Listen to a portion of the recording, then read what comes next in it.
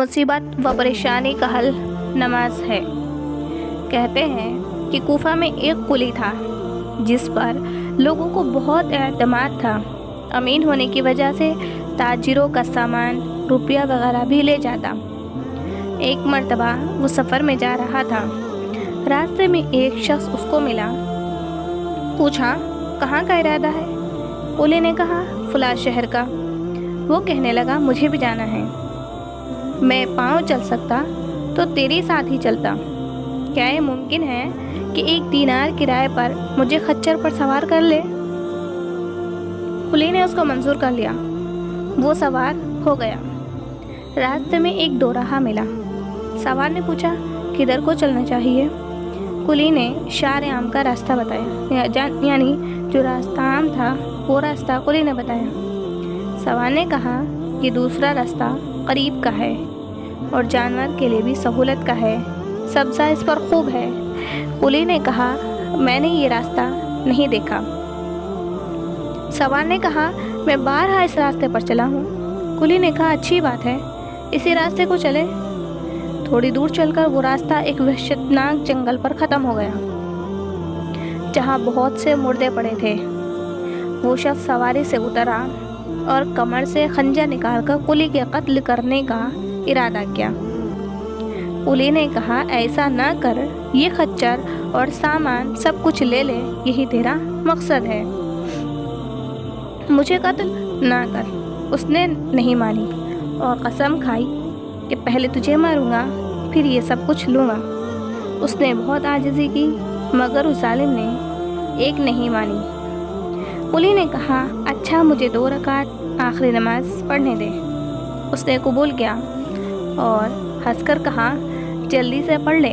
ان مردوں نے بھی یہی درخواست کی تھی مگر ان کی نماز نے کچھ بھی کام نہ دیا۔ اس قلی نے نماز شروع کی۔ الحمد شریف پڑھ کر سورت بھی یاد نہ آئی۔ ادھر وہ ظالم کھڑا تقاضا کر رہا تھا کہ جلدی ختم کر۔ بے اختیار اس کی زبان پر یہ آیت جاری ہوئی، امن یجیب المضطر اذا دعاہ۔ یہ پڑھ رہا تھا اور رو رہا تھا کہ ایک سوار نمودار ہوا جس کے سر پر چمکتا ہوا خود لوہے کی ٹوپی تھی۔ اس نے نیزہ مار کر اس ظالم کو ہلاک کر دیا۔ جس جگہ وہ ظالم مر کر گرا، آگ کے شعلے اس جگہ سے اٹھنے لگے۔ یہ نمازی بے اختیار سجدے میں گر گیا، اللہ کا شکر ادا کیا۔ نماز کے بعد اس سوار کی طرف دوڑا، اس سے پوچھا، خدا کے واسطے اتنا بتا دو کہ تم کون ہو اور کیسے آئے ہو؟